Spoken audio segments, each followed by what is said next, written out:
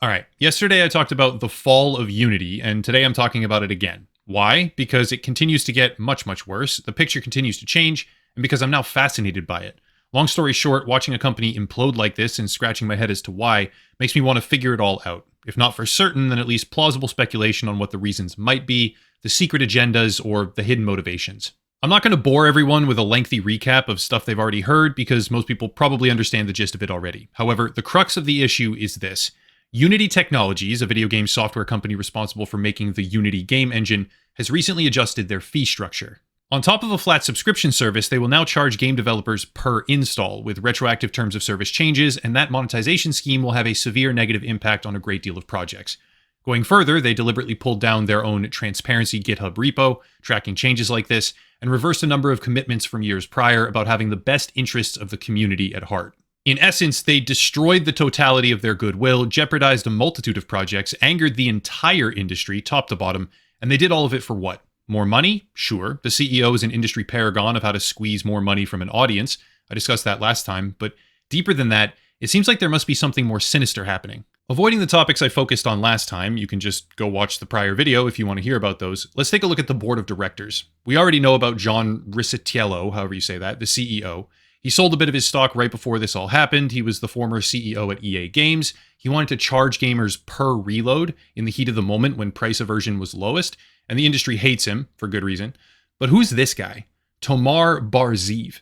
Credit where credit is due, tugging on this thread is the result of a post on r/Unity from a user named Zijit. I'll link to that down below. Tomar Bar-Zeev is on the board of directors at Unity, but he is also the CEO of a company called IronSource. Now, IronSource itself is an important piece of the potential puzzle because IronSource actually merged in November of 2022 with Unity Technologies. This, at the time, was a $4.4 billion deal. Pretty big. But the landscape surrounding that deal is what matters most. For reference, IronSource is a company that specializes in mobile game development, monetization, and distribution. Okay, so Tomar Bar-Zeev, sitting on the board of directors at Unity Technologies and also CEO of IronSource, is a figure of interest, but it turns out that when you go down the list of Unity insiders who are selling stock in the company, this guy is by far the most aggressive. Over the past year alone, according to Fintel, it appears that Tomar Bar-Zeev has sold upwards of $20 million in Unity stock, which is interesting to say the very least. Now, remember that $4.4 billion merger between Unity Technologies and IronSource? Well, it turns out that deal had a number of, shall we say, complications. First, at the same time as this $4.4 billion deal, or merger, was taking place, a company called AppLovin made a competing offer to buy out Unity completely for $20 billion. But Unity rejected this deal, citing that the deal, quote, would not reasonably be expected to result in a superior proposal, end quote. I find that exceptionally odd on a personal level, given that the comparable market capitalization at the time was significantly below $20 billion, making this an offer that came with a sizable upside premium.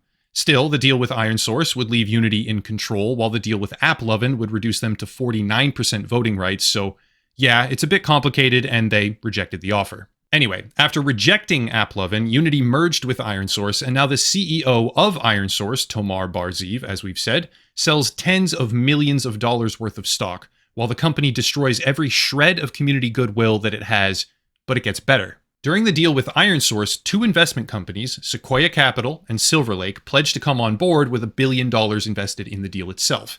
That's honestly peanuts compared to AppLovin, but when the deal eventually did come through, two more people, one from each of those companies, joined Unity's board of directors, Egon Durbin and Rolaf Botha. These nuts.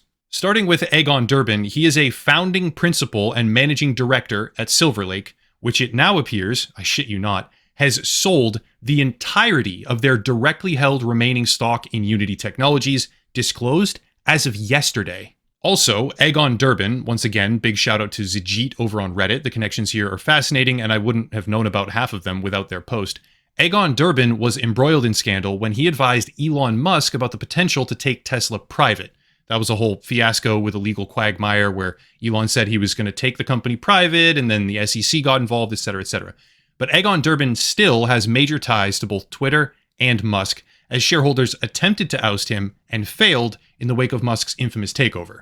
Well, now that we have Elon Musk in the mix, once again, let's double down. Egon Durbin came on board through Silver Lake, but Rolaf Botha came on board with Sequoia Capital. Yeah, Rolaf Botha is part of what's commonly referred to as the PayPal Mafia, alongside Elon Musk. The PayPal Mafia, for those that don't know, is a list of former employees and founders at PayPal who have since gone on to create a giant spider web of technology companies.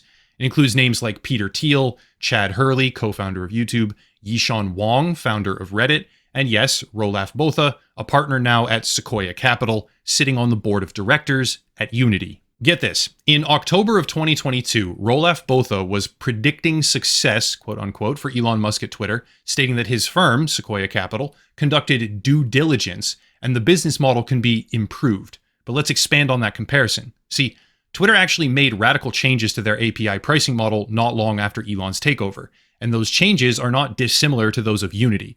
Personally, I ran up against this when trying to map these huge political bot networks with my team, and now I can't do that because I got locked out of the API based on those changes, and I can't afford to pay thousands of dollars per month to do it. Hosting costs have long been the elephant in the room for tech companies. The more traffic you get, the more expensive it is, and Twitter decided to start ruthlessly charging developers for API requests. That resulted in a lot of applications being deprecated because they just simply couldn't afford the costs being passed down to them in such a way, and the trend is far from over. Reddit, much like Twitter, went down a very similar route, opting to start spontaneously charging for API usage, and Reddit CEO Steve Huffman is on record praising Elon Musk's new monetization tactics for Twitter as a platform, explicitly saying that their conversations had been inspiring for him.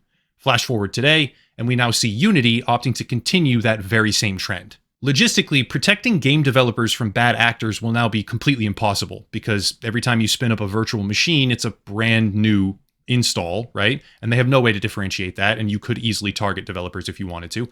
But focusing on the casual mobile game market, remember, Unity accepted an IronSource merger at $4.4 billion instead of a merger with AppLovin, valued at $20 billion. Focusing on the casual mobile market, we see this right here.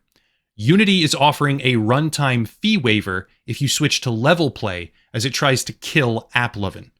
Would you look at that? Level play is a service from IronSource. Here's a much better visualization of what's actually happening from a user named Sosowski on Twitter. The yellow indicates the portion of developers who will now lose between 10 and 25% of their revenue with Unity's new terms of service. The orange, they stand to lose between 25 and 50% of their revenue. Red can lose between 50 and 100%, and that scary black line off to the left, not huge, but it is there. That's the area where these new terms will bankrupt your company because Unity decided to charge you more money per install than your app is even making. We're mostly talking about small-scale free mobile applications and games, but even if I have my gripes with the mobile game market, those people still have jobs and deserve fair treatment. Let's go big picture here. Unity is being raked over the coals, rightly so, for their decision to implement aggressive pricing on their customer base.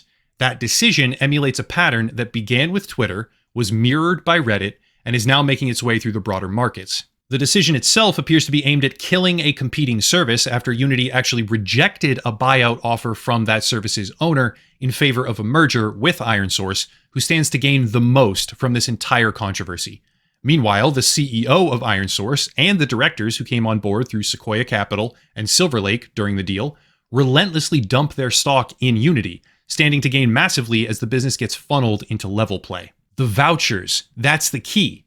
Anecdotes are beginning to surface right now more and more where developers are being offered runtime fee waivers to switch over, and some are being told that their fees will be covered with credits because they already use IronSource as their ad provider. The golden goose here is IronSource, and the gaming developers being affected are just casualties of a hidden agenda. Thankfully, there are still ways for developers to fight back. As an example, there was recently a collective letter from game companies announcing that they will be turning off Unity and IronSource ad monetization in retaliation, which is probably the single most effective action they can possibly take. This entire move appears to be designed as a funnel to steal market share from AppLovin through insanely damaging policy shifts, but when the advertising revenue starts to take a hit, companies do actually take notice. There are some big names backing this letter: Azure, Voodoo, Century Games, etc. And as the dust settles and the real targets become clear, reality continues to dawn that Unity may have just completely killed their own business entirely. They could turn back, I guess, but no one will ever trust them again, period. They could stay the course and maybe funnel a fair number of projects into level play over at IronSource, which appears to be the actual goal. but how high is the cost of that action? Casual mobile gaming might be the future of the industry from a raw numbers perspective. It might be the largest vertical out there even in terms of player count, but it's not the only one. And taking the type of reputational hit that they have already taken doesn't exactly seem worth it to me. Who knows? Twitter did something vaguely similar right off the bat and never looked back. Reddit hopped on board soon after, and maybe Unity is just third in line for the new industry norm, trailblazing as they go, but somehow this one seems a bit different. The anger seems more physical even, and the consequences are ramping up fast.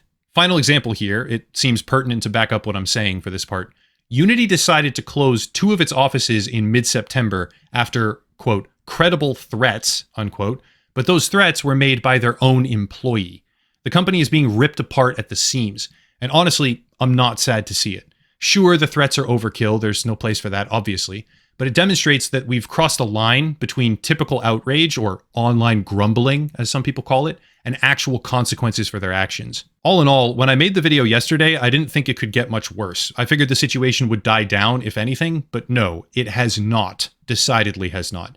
The agendas and motives in play here are fascinating, whatever they ultimately might be, and I really wanted to talk about it. That's it. Links are down below to support. Please consider Patreon, locals, or channel memberships. AdSense is extremely unreliable these days, and as I get back into the full swing of much more frequent content generation, it's just a helpful thing for me to have. There's more, like a cybersecurity product affiliate list, social media, etc., but I'll cut it there and stop rambling. As always, thank you all for watching, and have a nice night.